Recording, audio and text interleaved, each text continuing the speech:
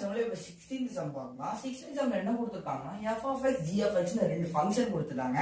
அப்புறம் கொஸ்டினே கொடுத்துட்டாங்க FOG GOF ஈக்குவல்னு கொடுத்துட்டாங்க. அப்ப கேள்வி ஒன்று கொடுத்து அதோட வேல்யூ கேட்டிருக்காங்க. அப்ப என்ன பண்றோம்னா நம்ம இந்த FOG இப்படி எழுதிட்டு GOF வந்து இப்படி எழுதிக்கிறோம். இப்படி எழுதி முடிச்சோடனே g of x இடத்துல இதை எடுத்து அப்படி எழுதிக்கிறோம். அந்த f of x இடத்துல இதை எடுத்து அப்படி இங்க எழுதிக்கிறோம். அப்படி இந்த ஃபங்க்ஷன் நம்ம பண்ணும்போது இதை எடுத்து அப்படியே இங்க மல்டிப்ளை பண்ணி இந்த -2 எடுத்து அப்படியே இங்க போட்டுக்கிறோம். அதே மாதிரி ஜிக்கு என்ன பண்றோம்னா இதை எடுத்து அப்படியே இங்க எழுதி இந்த +k எடுத்து அப்படியே எழுதிக்கிறோம். இந்த மாதிரி எழுதி முடிச்சோடனே இந்த 3 பிராக்கெட்ல மல்டிப்ளை எல்லாம் பண்ணணும்ல. இந்த மாதிரி பண்ணும்போது இந்த 3 2s are 6 எழுதிட்டு x அப்படியே போட்டுக்கிறோம். அதே மாதிரி 3k மல்டிப்ளை பண்ணா 3k தான் வரும்.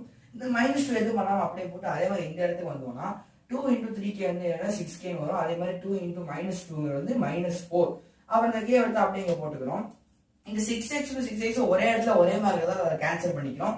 அதே மாதிரி 3x - k இந்த மாதிரி எழுதிக்கிட்டு 2k = -2 வரும், k = -1. சோ இதுதான் ஆன்சர்.